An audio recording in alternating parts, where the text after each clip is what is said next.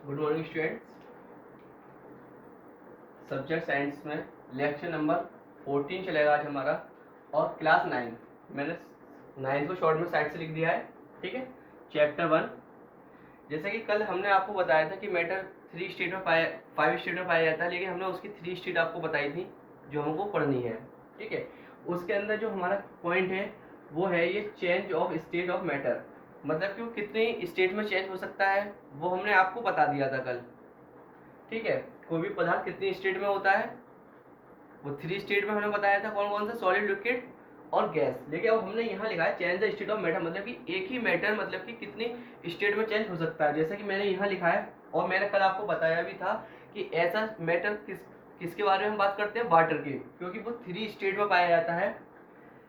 इसमें लिखा हुआ water can exist in 3 state of matter, मतलब जो हमारा पानी है वाटर, ये पदार्थ की तीनों अवस्थाओं में पाया जाता है, सॉलिड, लिक्विड और गैस। और ये अवस्था का नाम क्या है, इसके अंदर आइस सॉलिड में पाया जाता है, वाटर लिक्विड और गैस में वाटर वेपर, जैसे मैंने बताया था स्टेम के रूप में, ठीक है। अभी किस तरीके से होता है ये सब चीजें, उसके बारे में मैं आपको शॉर्ट में बता देता हूँ। जैसे कि मैंने आपको बताया था कि टेम्परेचर से जब उसे हम हीट देते हैं, बर्फ होता है उसे अगर हीट मिल जाती है तो वो लिक्विड हो जाता है, फिर और ज्यादा हीट देने पे वो वाष्प बन जाता है। इसी तरीके से अब हम बात करेंगे आगे। आगे मैंने लिखा है change in the physical state of the matter can be done in 2 ways, मतलब जो फिजिकल मैटर की जो फिजिकल स्टेट है उसके आधार पर इसको टू मतलब कि 2 तरीके से चेंज कराया जा सकता है, ठीक है। तो हम पहली पॉइंट की बात करेंगे, ए बाय चेंजिंग द टेम्परेचर। पहला पॉइंट क्या है, मतलब कि टेम्परेचर द्वारा उसको चेंज करना, किसको, कुछ मैटर की स्टेट को टेम्परेचर द्वारा चेंज करना। और इसमें फर्स्ट पॉइंट मैंने लिखा है मेल्टिंग पॉइंट।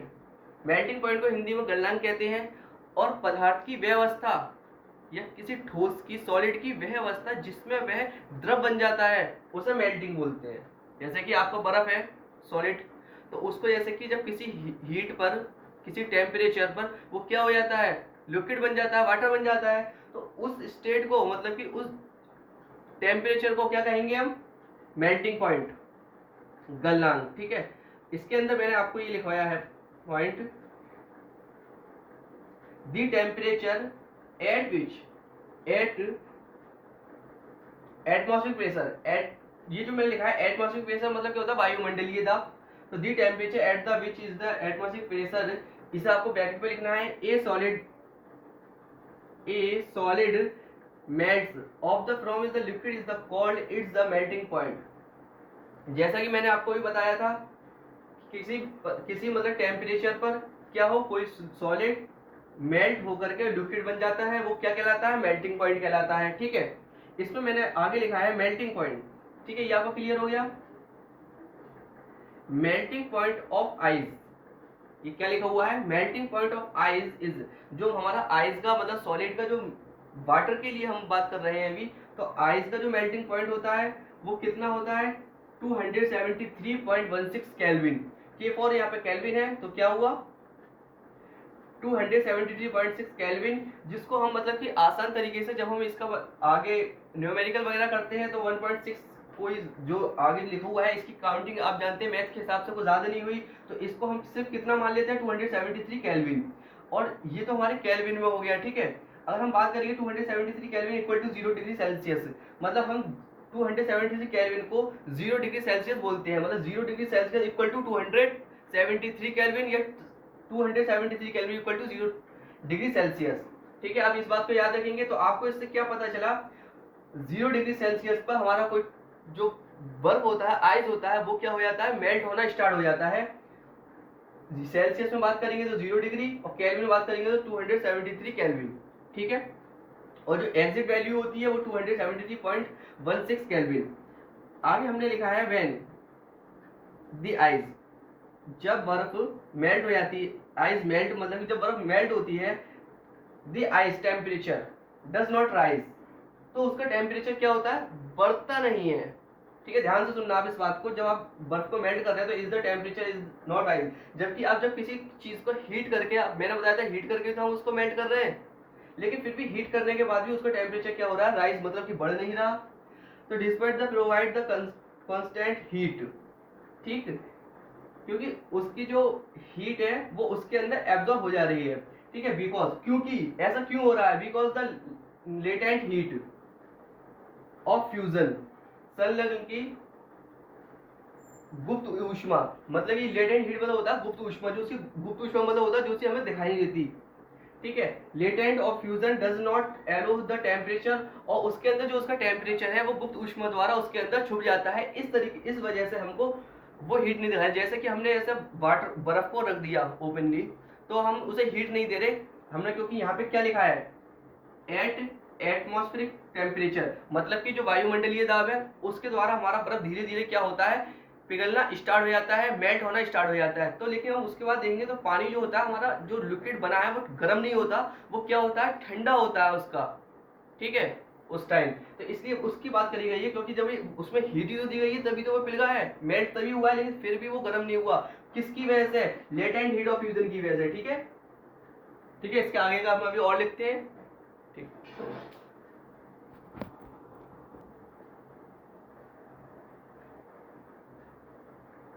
हाँ हेलो, जैसा कि अभी हमने आपको एक लास्ट पॉइंट जो बताया था, वो क्या बताया था, लेटेंट हीट ऑफ फ्यूजन, ठीक है। उसके अंदर हम उसकी हमने डेफिनेशन लिखी है अलग से, उसके बारे में बात करते हैं।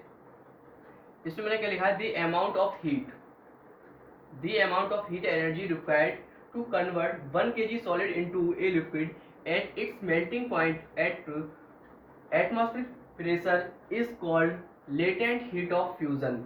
लेटेंट हीट ऑफ फ्यूजन को हिंदी में कहते हैं संलग्न की गुप्त ऊष्मा, ठीक है। इसमें हम बताना ये है कि जो जैसे कि हमने कोई सॉलिड लिया 1 kg, ठीक है, कोई सॉलिड है हमारे पास, मतलब कि आइस है, ठीक है। वह ऊष्मा जो किसी सॉलिड को किसी सॉलिड को, मतलब कि वह मतलब कह सकते हैं हम मेल्टिंग पॉइंट, मेल्टिंग पॉइंट मतलब कि क्या होता है, गलनांक। तो वह गलनांक जिसको हम किसी सॉलिड को किस में, लिक्विड में चेंज करते हैं, उसके लिए हमें जितने प्रेशर की आवश्यकता होती है, मतलब जितने टेम्परेचर की आवश्यकता होती है, उसे क्या कहा जाता है, लेटेंट हीट ऑफ फ्यूजन, ठीक है। आपकी बात समझ में आई।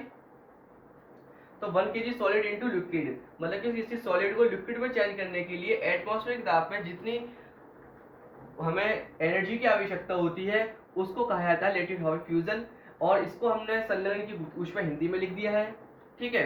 आगे हम बात करेंगे, अभी हमने मेल्टिंग पॉइंट की बात करी थी, अभी है बॉइलिंग पॉइंट, जिसे हिंदी में क्वथनांक कहा जाता है, ठीक है।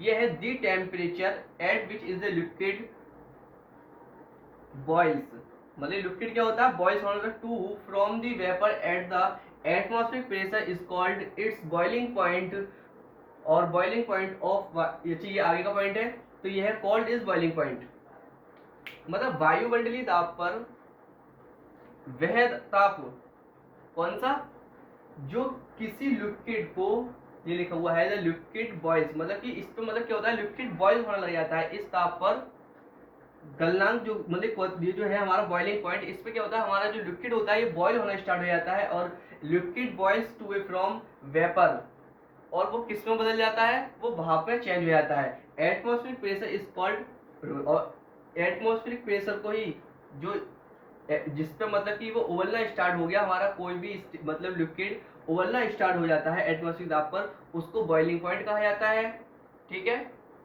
तो उसमें हमें कितनी, एक यहाँ क्या बात क्लियर हुई, वह ताप जिस पर कोई लिक्विड वाष्प में बदल जाता है, या फिर मतलब वो क्या होता है, कोई लिक्विड उबलने लगता है, उसको क्या कहा जाता है, बॉइलिंग पॉइंट।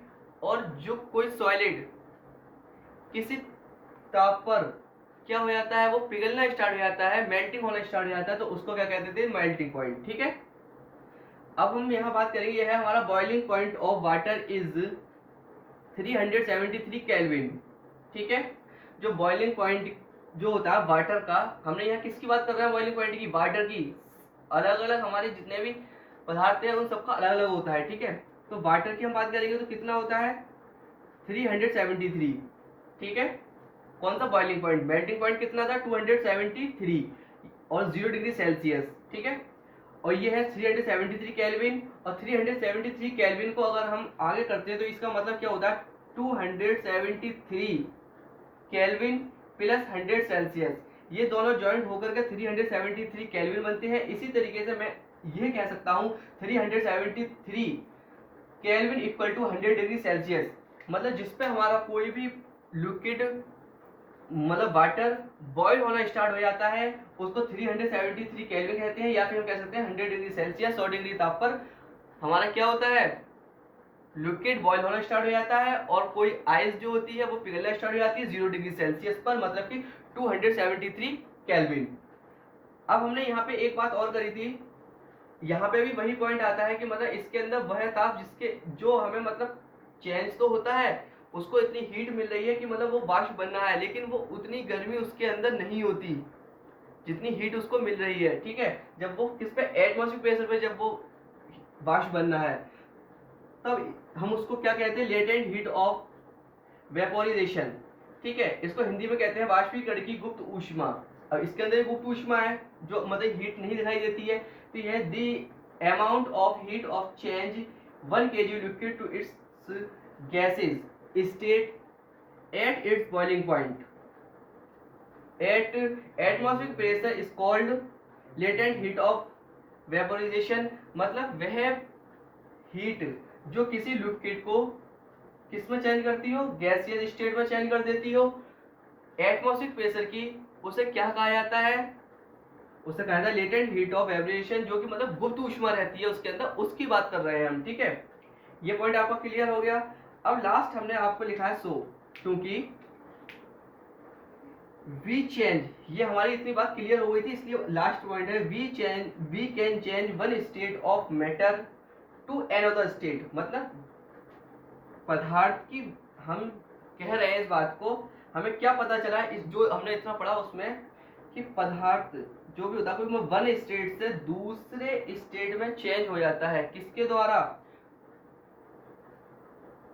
जो हमने फर्स्ट पॉइंट लिखवाया था टेम्परेचर द्वारा। ठीक है, हीट द्वारा। तो उसे क्या है, मतलब हमें क्या पता चला कि टेम्परेचर द्वारा कोई एक पदार्थ दूसरी अवस्था में चेंज हो जाता है, मतलब दूसरी स्टेट में चेंज हो जाता है। जिस तरीके हमने इसका छोटा सा फॉर्मूला टाइप नीचे लिखा है, हमने सॉलिड स्टेट एरो दोनों तरफ लिए हैं। अगर हम सॉलिड स्टेट को हीट करते, बहुत मतलब इतनी जो डिटेल्स की बात थी मैं बस एक फॉर्मूले में लिख दिया है, एक समीकरण में सॉलिड स्टेट एरो, अगर एरो इधर है तो अगर हीट करते हैं तो क्या होगा, लिक्विड स्टेट बन जाएगी। लिक्विड स्टेट को हम हीट करेंगे तो क्या होगा, गैस स्टेट। इसी तरीके से इसका रिवर्स भी तो होगा ना, जब ये हो रहा है तो इसका रिवर्स भी होना चाहिए। तो क्या होगा, गैसियस स्टेट है हमारे पास, उसको हम कूल करेंगे, ठंडा करेंगे, मतलब तो क्या होगा, लिक्विड स्टेट बन जाएगी। ठीक है, और लिक्विड स्टेट को फिर हम दोबारा कूल करेंगे तो वो क्या होगा, सॉलिड स्टेट। जैसे कि आप देखते हैं, आपने फ्रिज से आइस ली, आपने उसको बाहर रख दिया तो हीट दे रहे हैं, मतलब उसको तो क्या होता है धीरे धीरे मेल्ट होना स्टार्ट हो जाती है। और अगर उसको हम हीट दें ज़्यादा, तो जैसे कि आप किसी बॉयल के अंदर अगर हम किसी गैस पर रख करके पानी को बॉयल करते हैं तो देखते हैं कि पानी वाष्प बन के उड़ने लगता है। इसी तरीके से उस वाष्प को हम इकट्ठा करके ठंडा कर लें तो वो लिक्विड बन जाएगी। जैसे कि आप प्लेट के ऊपर बूंदे देखते हैं, वो वाष्प होती है, पहले आपको नहीं दिखाई देती, लेकिन जब वो ठंडी हो जाती है उसमें बूंदों के रूप में आपको वाष्प दिखाई देने लग जाती है।